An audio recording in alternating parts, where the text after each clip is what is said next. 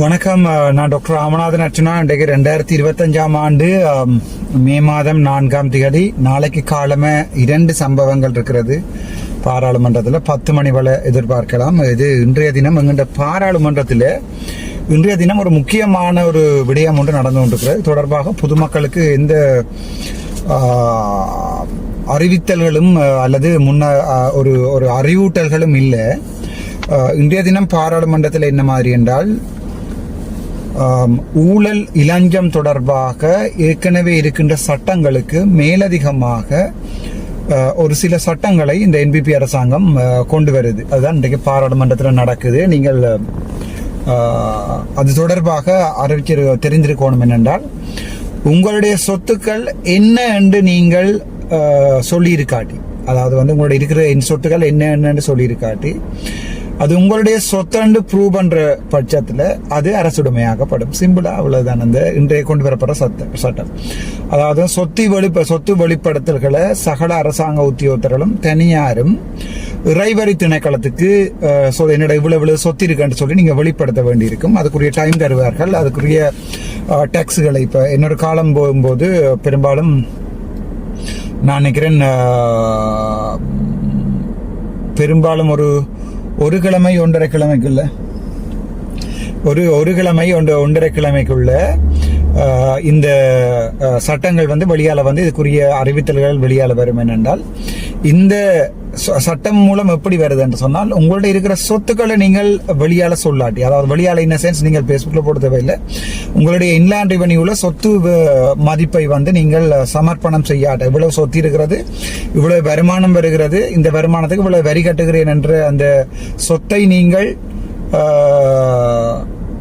இது இன்லாண்ட் ரெவென்யூக்கு போடையில்லை என்று சொன்னால், அதன் பிறகு அரசாங்கம் தங்களுடைய பாட்டிலே அந்த சொத்தினுடைய டீட்டெயில் தங்களுடைய பாட்டிலே அந்த வழக்குகளை போட்டுக்கொள்ளும். வழக்குகளை போட்டு அதற்கு பிறகு அந்த வழக்குகள் தீர்கின்ற சந்தர்ப்பத்தில் இந்த சொத்து உங்களுடைய, உதாரணத்துக்கு என்னோட கார் இருக்கிறது, ஆனால் இது என்னுடைய கார் என்று நான் வெளிப்படுத்தலை, சொத்தை வெளிப்படுத்தவில்லை என்றால், இது நிரூபணமாகிற பட்சத்தில் இது என்னுடைய கார், இது என்னுடைய காணி, இது என்னுடைய சித்தப்பாவினுடைய கார் என்று என்னுடைய தான் அவர் வைத்திருக்கிறார் என்றெல்லாம் என்னுடைய பேரில் வருகின்ற போது அது அரசுடைமையாக்கப்படும். அது தொடர்பான இந்த குழு அறிக்கை அண்மையில இது நடந்தது 2025 ஜூன் மாதம் 3ஆம் தேதி பாராளுமன்றத்தில் நடைபெற்ற நீதி மற்றும் தேசிய ஒருமைப்பாட்டு அலுவல்கள் பற்றிய அமைச்சு சார், அதாவது மினிஸ்ட்ரியல் கோஆர்டினேட்டிவ் கமிட்டி சொல்வார், ஆலோசனை குழுவில் பின்வரும் கட்டளை ஆராயப்பட்டது. அதில் எங்களுடைய பாராளுமன்றத்தில் ஜிஜி பொன்னம்பலம் உட்பட பவானந்த ராயா உட்பட சகல பேரும் இதில் இருக்கிறார்கள். டாக்குமெண்ட் அதில் ரஜீவன் ஜெயத்ரந்த் மூத்ரி எல்லாம் போய் அதில் அந்த இதுக்கு போயிருக்கிறார்கள். அதுல பரிசீலிக்கப்பட்ட விடயங்களை நான் வாசிக்கிறேன் பாருங்க. என்னென்றால், 2023ஆம் ஆண்டின் 9ஆம் இலக்க ஊழல் எதிர்ப்பு சட்டத்தின் 82ஆம் மற்றும் 92ஆம் பிரிவுகளுடன் சேர்த்து அமெண்ட்மெண்ட் பண்ணினோமா. வாசிக்கப்படும் 186ஆம் பிரிவின் கீழ் இளஞ்சம் அல்லது ஊழல் பற்றிய சார்த்துதல்களை புலனாய்வு செய்வதற்கான ஆணைக்குழு, இளஞ்சம் ஊழல் பற்றிய சாத்தியங்களை புலனாய்வு செய்வதற்கான ஆணைக்குழுவின் கலந்தாலோசனையுடன் நீதி மற்றும் தேசிய ஒருமைப்பாட்டு அமைச்சரினால் ஆக்கப்பட்டு 2025 மார்ச் 20ஆம் தேதி 2428/43ஆம் இலக்க அதிவிசேட வர்த்தமான பத்திரிகையில் பிரசுரிக்கப்பட்ட ஒழுங்கு விதி இது 2025 5/20 மாதம் 20ஆம் தேதி பாராளுமன்றத்தில் சமர்ப்பிக்கப்பட்டது. மேற்படி சட்டத்தின் 82 முதலாம் பிரிவின் பிரிவின் படி எந்த ஆளுக்கு இப்பாகம் ஏற்புடையதாகின்றதோ அந்த ஒவ்வொரு ஆளும், யார் யாருக்கு இது சூட்டபிளோ அவை எல்லாருமே ஒழுங்கு விதிகளால் விதித்துரைக்கப்படக்கூடியவரான படிவத்தில், அதாவது அந்த உங்களுடைய சொத்து சமர்ப்பணம் செய்யற படிவம் இருக்கிறது, படிவத்தில் சொத்துக்களும் பொறுப்புகளும் பற்றிய வெளிப்படுத்தலை செய்ய வேண்டும். அந்த சொத்துக்கள், உங்களுடைய பொறுப்புகள் என்ன இருக்கு, சொத்து இருக்கு, உங்களுடைய தங்கம் எவ்வளவு இருக்கு, வைரம் எவ்வளவு இருக்கு, வைடூரியம் எவ்வளவு இருக்கு, சிந்தாமணி எவ்வளவு இருக்குது, மற்ற உங்களுடைய அசையா சொத்துக்கள், அசையும் சொத்துக்கள், வேறு யாருடையும் கொடுத்திருக்கிற சொத்துக்கள், சகலதையும் வெளிப்படுத்தலை செய்ய வேண்டும். 92ஆம் பிரிவின்படி சொத்துக்களும் பொறுப்புகளும் என்பது சொத்துக்கள், பொறுப்புகள், வருமானம். சொத்துக்கள் பிரிவின்படி சொத்து பொறுப்புன்றது என்னென்றா, உங்களுடைய இருக்கிற அசையும் அசையாத சொத்துக்களா இருக்கலாம், அல்லது பொறுப்புகளா இருக்கலாம், அல்லது வருமானமா இருக்கலாம், அல்லது செலவீனம் வருமானம் மற்றும் இலங்கையில் அல்லது இலங்கைக்கு வெளியே நேரடியாக அல்லது பயன்பெறும் முகமாக சொந்தமாக சொல்லப்பட்ட அக்கறைகள். நீங்க இலங்கையில் இருந்தாலும் வெளிநாட்டில் வச்சிருந்தாலும் அதை இங்கே பிரகடனப்படுத்தித்தான் ஆக வேண்டும். சொத்துக்களும் பொறுப்புகளும் பற்றிய இயைபான வெளிப்படுத்துகையை சமர்ப்பிக்க தவறுதலுக்குட்பட்ட சட்டத்தின் பாகம் 2 தேவைப்பாடுகளுக்கு இணங்கியொழுக, அதாவது இந்த சட்டத்துக்கு இந்த பாகம் 2க்கு வந்து நீங்கள் கட்டாயம் கோஆபரேட் பண்ணி தான் ஆகணும். இணங்கியொழுக தவறுதல் தேவைப்பட்ட எல்லா சொத்துக்களையும் ஒன்று இணங்கியொழுக தவறுதல், அதாவது வந்து அந்த அந்த ஃபார்ம்ல நீங்கள் இருக்கிற நியாயாதிகளுக்கு வந்து அந்த நியாயங்கள் அந்த இருக்கிற விதிமுறைகளுக்கு நீங்கள் எல்லாம் சமர்ப்பிக்க வேண்டும். அல்லது இணங்கியொழுக அப்படி நீங்கள் பிளவிட்டீங்க சப்மிட் பண்ணாம. 2வது தேவைப்பட்ட எல்லா சொத்துக்களையும் பொறுப்புகளையும் உள்ளடக்க தவறுதல்.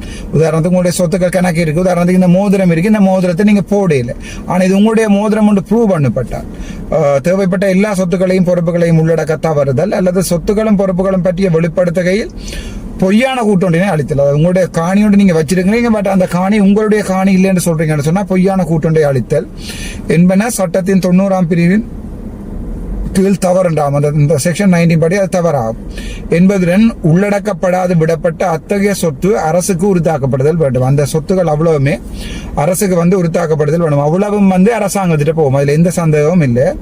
மேற்கூறிய விதிகள் சிக்கலானவை என்பதோடு, அந்த விதிகள் வந்து சிக்கலான என்பதோடு அது பற்றி அறியாமையின் காரணமாக ஒரு குறிப்பிட்ட ஒரு சாரார் அநீதிக்கு உட்பட முடியும் என்பதனால் அதில் திருத்தங்களை செய்ய வேண்டும் என கௌரவ அஜித் பி பெரேரா அவர்களால் எதிர்கட்சி உறுப்பினர்களை பிரதிநிதித்துவப்படுத்தி ஆலோசனை குழுவுக்கு யோசனை வைக்கப்பட்டது.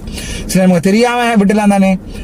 இப்படி ஒரு சட்டம் ஒன்ற கோப்பி, இது வந்து ஒரு மக்களுக்கு முக்கியமா ஒரு பாராளுமன்ற உறுப்பினர் செய்ய வேண்டிய இது. இப்படி ஒரு சட்டம் ஒன்றுல கொண்டு வரன்றது எத்தனை பொதுமக்களுக்கு தெரியுமன்றது கேள்விக்குறி. என்றால் புது சட்டத்தை எல்லா பொதுமக்களும் போய் வாசிச்சு கொண்டு தானே புது புது கேசட்டுகளை. ஆனா உண்டு என்னண்டா அதுல முக்கியமான விடயம், சட்டம் தெரியாத எங்கேயுமே சொல்லலாம். எனக்கு சட்டம் தெரியாது, தெரியாம நான் போய் இந்த சட்டத்தை ஒழிச்சிட்டேன்னு சொல்லலாம். ஆகவே இந்த வீடியோ பாக்குறாக்கள் இந்த வீடியோவை ஷேர் பண்ணி பண்ணுங்க. என்னடால் உங்களோட சகோதரமோ சொந்தமோ யாராவரால் புலம்பெயர் நாட்டில் உள்ள இருக்கிறவரால் இங்க இருக்கிற சொத்தை அவர் தன்னுடைய சொத்து என்று சொல்லி சொத்து வரி கட்டையிலே என்று சொல்லி சொன்னால் அந்த காணி அரசுடைமையாகப்படுற அந்த காணியோ அந்த கடையோ இன்னமோ அரசுடைமையாகப்படுற சாத்தியக்கூறுகள் வந்து கூட. அதான் இந்த சட்டம் சொல்லுவது அரசுடைமையாகப்படும், அதுல எந்த சந்தேகமும் இல்லை. அஜித் பி பெரேரா என்ன சொல்லிக்கிறேன்டா, இது வந்து தெரியாம விட்டுருக்கலாம் தானே. இப்ப இப்படி ஒரு சட்டம் ஒன்று வந்திருக்கிறன்றத பொதுமக்கள் தெரியாம இருக்கலாம் என்று சொல்ற பட்சத்துல அவங்க சொல்லியிருக்கணும். அந்த குழு முடிவு எடுத்திருக்கிறது இது தொடர்பான விதிகள் குறித்து மக்களுக்கு அறிவூட்டுவது, இந்த விதிகள் தொடர்பாக மக்களுக்கு அறிவூட்டுவது தொடர்பாக லஞ்சம் அல்லது ஊழல் பற்றிய சார்துறைகளை புலனாய்வு செய்வதற்கான ஆணைக்குழுவின் மூலம், லஞ்ச ஊழல் ஆணைக்குழு இருக்குதானே, மக்களை அறிவூட்டும் செயல்முறை ஒன்றை நடைபெறப்படுத்த வேண்டும் என்ற முன்மொழிதலுக்கு உட்பட்டு கட்டளை அங்கீகரிக்கப்பட வேண்டும் என்ற ஆலோசனை குழுவில் ஒப்புதல் அளிக்கப்பட்டது. அதாவது வந்து லஞ்ச ஊழல் ஆணைக்குழு இது தொடர்பாக பேப்பர்ல போடும். எவ்வளவு பேர் பேப்பர் எடுத்து வாசிக்கிறாங்க, ஆங்கில பத்திரிகைல, சிங்கள பத்திரிகைல, தமிழ் பத்திரிகைல, 3 லாங்குவேஜ்லயும் ஒரு பர்டிகுலர் வரும். இப்படி ஒரு சட்டம் ஒன்று வந்திருக்கிறது, அலர்ட் ஆயிருங்கோ, நீங்கள் உங்களுடைய சொத்துக்களை நீங்கள் கொண்டே இன்லேண்ட் ரெவென்யூல, அதாவது வருமான வரி காட்டுற இடத்துல எல்லாத்தையுமே சமர்ப்பிங்கன்னு சொல்லி அப்ப ஒரு பர்டிகுலர் பேப்பர்ல போட்டுட்டு போயிடுவார்கள். இந்த வீடியோவை நீங்கள் கட்டாயம் ஷேர் பண்ணணும் எனக்காண்டி. ஏனென்றால் எனக்காக இல்ல, தெரியாம இந்த உங்களுடைய சொத்துக்கள் அரசாங்க உடைமையாகப்படும். அதுக்கப்புறம் நீங்கள் ஒரு வழக்கெல்லாம் போட்டு எனக்கு இந்த வழக்குகள் தெரியாது, இப்படி ஒரு சட்டம் வந்தது தெரியாது, விலகாலம் இது செய்யல என்றெல்லாம் சொல்லிக்கல. ஒரு பாராளுமன்ற உறுப்பினராக என்னுடைய கடமை என்னுடைய இனக்கு சார்ந்த மக்களுக்கு, என் சார்ந்த தமிழ் மொழி பேசுகின்ற மக்களுக்கு, அது முஸ்லிம் மக்களாக இருக்கலாம், தமிழ் மக்களாக இருக்கலாம், மிகவும் அவசியமான உண்டு இந்த சட்டம் மூலம் வந்து நிறைவேற்றப்படுகிறது. இது தொடர்பாகத்தான் இன்றைய தினம் லஞ்ச ஊழல் தொடர்பாக தான் இன்றைய தினம் பாராளுமன்றத்தில் விவாதங்கள் நடந்து. அங்க நடக்கிற விவாதங்கள் அவங்களுக்கு வேறு ஏதாவது கதைப்பாங்க, சண்டை பிடிப்பாங்க, வேற பிரச்சனை. ஆனா இந்த சட்டத்தை ஜேவிபி என்பிபி அரசாங்கம் கொண்டு வருகின்றது. ஏனென்றால் சட்டத்துக்கு முரணாக சொத்து சேர்த்து வைத்திருக்கிறவருடைய சொத்தை வந்து அரசாங்கத்தினுடைய சொத்தாக மாற்றுவதற்குரிய வேலை தான் இப்ப நடந்து கொண்டிருக்குது. அவர்களுடைய உள்ள அரசியல் போட்டியும் அரசியல் சண்டையும். இதுக்குள்ள பாதிக்கப்படுறது யாருண்டா, ஒரு சுமார் 5 லட்சம் ரூபாய்க்கு ஒரு மோட்டர் பைக்கை வேண்டி போட்டு அதை தண்டை அந்த ஃபார்ம்ல போட்டா பறிச்சிருவாங்க. ஃபார்ம்ல பறிக்காம இருப்பார் தானே, தண்டை வேற போட்டு கொண்டு உங்கள்கிட்ட பொண்ணையா சுப்பு ஒண்ணு மோட்டர் சைக்கிள் ஆட்டோமேட்டிக்கா நீதிமன்றத்துக்கு போய் அரசாங்க உடைமையா மாற்றப்படும். இது பொதுமக்கள், உதாரணத்துக்கு ஒரு கடை வச்சிருக்கிறவர் இப்படி ஒரு ஃபார்ம் இருக்கிறதே தெரியாது, இப்படி இல்லாட்டி உள்ள அந்த சொத்துக்களை வெளிப்படுத்தணும் தெரியாது, தன்னுடைய வருமானத்தை வெளிப்படுத்தணும் தெரியாது. ஒரு கடை வச்சிருக்கிறா கூட மாத வருமான செலவீனங்களை நீங்கள் அங்கே உட்படுத்தி தான் ஆக வேணும். எங்க உட்படுத்தி ஆக வேணும்? இன்லாண்ட் ரெவென்யூல கொண்டு கம்பெனி ஆஃப் ரெஜிஸ்டர்ல உங்களோட கடையை ரெஜிஸ்டர் பண்ணி எல்லாம் செய்யணும். ஸோ உங்களுக்கு தெரியாவிட்டீங்கன்னா நாளைக்கு ஒரு வழக்கு விழுந்து வேண்டாம். உதாரணத்துக்கு எங்களோட புடவை கடை ஒன்று இருக்கின்ற வெப்பமன் டவுன்ல நீங்கள் உங்களுடைய வருமானம் என்ன, அதுக்குரிய செலவீனம் என்ன, ஆகவே லாபம் என்ன, இந்த லாபத்தின் இத்தனை பகுதியை டெக்ஸா கட்டுறது கட்டையிலேண்டா உங்களோட கடை முழுக்கவே போயிடும் அரசாங்கத்துக்கு. தான் அந்த சட்டம். அதாவது வெளிப்படுத்த தவறு பட்சத்தில் வழக்குகளுக்கு போய் கோடிக்கணக்காக செலவழிச்சு கடைகளை நட்டமாகி வெளிநாட்டில் இருக்கிற இருக்கிறார்கள், உங்களுடைய சொத்துக்கள் இங்கே அப்படியே அரசாங்கத்துக்காக நீங்கள் ஒரு நாளைக்கு திருப்பி வந்து பார்க்கல அரசாங்கம் என்ற ஒரு போட் ஒன்று இருக்கும், அவ்வளவுதான். கேட்டால் அதுக்குரிய வழக்குகள் எக்ஸ்பார்ட்டியாக, அதாவது நீங்கள் வராமலே வழக்குகள் தொடுக்கப்பட்டு வழக்குகள் முடிவுறுத்தப்பட்டு வழக்குகள் தீர்க்கப்பட்டு அரசாங்க காணியாக அந்த காணிகள் சொத்துக்கள் வீடுகள் எல்லாமே போய் வரக்கூடிய சாத்தியப்பொருட்கள் உண்டு. நீங்க பவர் ஆஃப் அட்டர்னி யாருடையாவது அனுப்பணும், நம்பி யாழ்ப்பாணத்தில் அனுப்பினா தெரியும் தானே நடக்க முடியும், அவங்க அந்த பவர் ஆஃப் அட்டர்னியை வச்சு அந்த காணியை வித்துருவாங்க. ஸோ அப்படி கணக்கு பிரச்சனை இருக்கிறது. இதுதான் அந்த சட்டமூலத்தின் அந்த கடைசியாக விவாதிக்கப்பட்ட குழு அறிக்கை. அதைத்தான் நான் உங்களுக்கு வாய்ச்சி காட்டியிருக்கேன். இந்த கட்டளை தொடர்பாக ஆலோசனை குழுவின் தீர்மானம் பரிசீலிக்கப்பட்டதன் பின்னர் நீதி மற்றும் தேசிய ஒருமைப்பாட்டு அலுவலர்கள் பற்றிய அமைச்சுசார் ஆலோசனை குழுவானது பாராளுமன்றத்தினால் குழுவுக்கு அனுப்பி வைக்கப்பட்ட கட்டளை தொடர்பில் இணக்கம் தெரிவிப்பது தீர்மானிக்கும். அதாவது இந்த குழுவுக்கு அனுப்பி வைக்கப்பட்ட கட்டளையை இவர்கள் வடிவாக விமர்சித்து ஒரு விஷயத்தை அடிஷனலா சொல்லியிருக்கார்கள். என்னென்றால் இந்த அதாவது இந்த சட்டத்தை மக்களுக்கு தெரியப்படுத்தக்கூடிய ஒரு பொறிமுறையை உருவாக்கணும் என்றால் அது பேப்பர்ல வாரது, நாலு நியூஸ்கள்ல வாரது, இந்த பாராளுமன்ற விவாதங்களை பார்க்குறாங்களுக்கு மட்டும் தான் தெரியும், அல்லது இந்த யூடியூப் பார்க்குறாலும் தெரியும். இதுக்கு தான் அடிச்சு படிச்சு சொல்றேன் நான். இந்த யூடியூப்பை சப்ஸ்கிரைப் பண்ணுங்க. என்னுடைய காசுக்காக மட்டுமல்ல, காசு பெரும் தான், காசுக்காக மட்டுமில்லை. சில விடயங்கள் பாராளுமன்றத்தில் எந்த பாராளுமன்ற உறுப்பினர்களும் இந்த 20 வருஷமோ 15 வருட வரலாற்றில் உங்களுக்கு இதில் பாராளுமன்றத்துக்குள்ள என்ன நடக்குது என்பது தொடர்பாக யாருமே சொன்னதில்லை. இந்த விடயங்களை நான் எனக்கு சொல்ல வேண்டும் ஆசை என்னென்றால், நான் அது ஒரு ஜனநாயக கடமையாக தான் பார்க்கிறேன். அதாவது இந்த விடயங்களை நான் உங்களுக்கு சொல்ல வேணும். இப்படித்தான் இன்றைக்கு ஒரு இது தொடர்பாக ஒரு விவாதம் நடந்து கொண்டிருக்கிறது. நாளைய தினம் நான் கதைத்தேன். நாளைக்கு 3 உரை வரும். நாளை காலமே 9 மணிக்கு கொண்டு வரும். திருப்பி கேள்வி மூலம் கேட்கப்படும் வினாக்கள்ல திருப்பி ஒரு கேள்வி என்று கேட்டு அடிச்செல்லாம் 2 கேள்வி கேட்பேன். 2வது 3வது வைத்தியசாலை சம்பந்தமா இந்த 2, 3வது இந்த ஊழல்கள் தொடர்பான நாளைய பேச்சில் என்னுடைய பேச்சு இடம்பெறும். ஆகவே என்னுடைய பேச்சாவது வெளியில வரும்.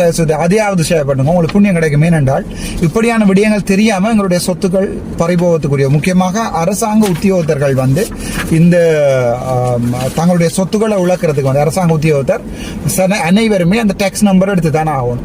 ஸோ இந்த டாக்ஸ் நம்பர் எடுக்கலைன்னு சொன்னால் உங்களுக்கு அது பாதிப்பாக முடியும். இதுதான் அந்த இது அதுக்குரிய சட்ட மூலம் இங்கே இருக்கு.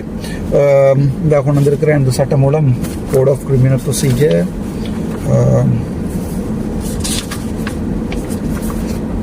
ரைட். இந்த சட்ட மூலத்தை எடுத்து வரவில்லை. அந்த சட்ட மூலம் என்னிடம் இருக்கு. நீதிபதி மேரன் இதை பின்னர் இதை நான் கௌசல்யா காண்டி கொண்டு போறேன். கௌசல்யா சட்டத்தரணியாக இது முக்கியமாக அவளுக்கு தேவை. இது ஒரு முக்கியமான விடயம். இதை நீங்கள் தேவை ஷேர் பண்ணுங்க. இதோட இன்றைய தினம் வசந்த சமரசிங்க அவர்கள் இன்றைய தினம் உரையாற்றி இருப்பார். உரையாற்றி இருக்கிற சந்தர்ப்பத்தில் அவர் ஊழல் ஒழிக்க வேணும், அது இதெல்லாம் உரையாற்றி இருப்பார். அந்த சந்தர்ப்பத்தில் நான் ஒரு முக்கியமான ஒரு விஷயம் ஒன்றை பாராளுமன்றத்தில் காய்ச்சிருப்பேன். அப்போ அவர் சொல்வார், 7 மணி வெளியில காய்ச்சிப்பார். உதயண்டு வெளியில காய்ச்சா தெரியுமா அரசாங்கம் அவர்களுடையதான். அதே நேரம் அரசாங்கம் மட்டுமல்ல சகலதும் அவர்களுடையதான். எனக்கு அது சம்பந்தமாக ஒரு பயம் ஒன்று இருக்குதான். என்ன இவங்களோட ஒரு பெரிய அரசாங்கத்தோடைய மோதிரம் பாராளுமன்றத்தில் தனி பாராளுமன்ற உறுப்பினர். ஆனால் நீங்க பாத்தீங்கன்னா மற்ற பாராளுமன்றம் பம்மி கொண்டாலையும் போயிருக்கிறோம். இவ்வளவுதான் இவ இந்த வீரமும் இவர்களுடைய விவேகமும் வீரமும் இவ்வளவு தான். நீங்கள் என்னதுக்கு தான் அப்படியான நாட்களுக்கு ஓட் பண்ணி அனுப்புறீங்களோ எனக்கு தெரியாது. அங்க இருக்கிற ஆளுங்கட்சி ஒரு அமைச்சரோட துணிஞ்சு கதைக்கவோ இல்லை அவருடைய பிள்ளைகளை சொல்லவோ அல்லது அவர்களுடைய வாக்குவாதப்படவோ அதுக்கு ஒரு சிங்கள ஆளுமை ஒன்று வேணும், ஒரு ஆங்கில ஆளுமை வேணும். இது ரெண்டும் இருக்கிற எங்களுக்கு கயந்திரமார் பொண்ணு மூலமாக அண்மையில நான் ஃபேஸ்புக்கில் பார்த்தேன் டக்ளஸ் அவர்களோட கதைக்கிறார் என்று. அதையும் தாண்டி பிறகு பார்த்தேன் அவர் சிங்கள அரசாங்கத்தின் ஒரு அடிவருடியாக செயற்படுகிறார் என்றெல்லாம் போட்டிருக்கிறார்கள். உண்மை எனக்கு தெரியாது. மேபி இப்படியும் ஒரு அரசியல் கேம் இருக்கலாம். அப்படி என்றால் மக்கள் என்று கதைச்சு போட்டு மக்கள்கிட்ட இந்த வாக்கள் எடுத்து வச்சுக்கொண்டு அங்க ஒரு டீல் ஒன்று அடிக்கிறது அப்படி ஏதாவது நடக்கலாம். என்னது வேற இருந்தாலும் ராமநாதன் அர்ச்சுனா மாதிரி இருப்பான். வாழ்க்கையில மாற மாட்டான். மாறினா கவரிமான் பெற மாறினா இந்த அரசியல் இருந்து விட்டு போவேன், யாரோடையுமே இந்த டீல் அப்படி என்ன கூட நான் சொல்லுவேன் உங்களுக்கு. நான் தேசிய அரசாங்கத்தோட கதைக்கிறேன், யூஎன்பியோட கதைக்கிறேன், அவர்கள் கதைத்திருக்கேன். மக்களுக்கு உண்மையை சொல்லணும். ஒரு உண்மையான அரசியல்வாதியா இருந்துட்டு போறது பெரிய சந்தோஷம். அது ஒரு பெரிய கெத்துடா. நான் ஒரு உண்மையான அரசியல்வாதியா இருக்கிறேன், மக்களுக்கு உண்மையை சொல்றேன். நீங்கள் என்னதான் திட்டி குளறினாலும் உங்களோட டிக்டாக்லையும் யூடியூப்லையும் பார்க்க சிரிப்பா தான் இருக்கு. உங்களுக்கு நான் என்ன வச்சு ஒரு கொஞ்சம் காசு ஓட்டலாம். ஆனால் உண்மை இதுதான். ஓப்பனாகத்தான் சில விடயங்களை கதைக்கிறேன். நான் இன்றைய தினம் வசந்த சமரசிங்க அவரோட நேரடியாக முரண்டு பட்டிருக்கிறேன். அந்த வீடியோவை நீங்கள் எடுத்து பார்க்கலாம். நன்றி, வணக்கம். டாக்டர் ராமநாதன்.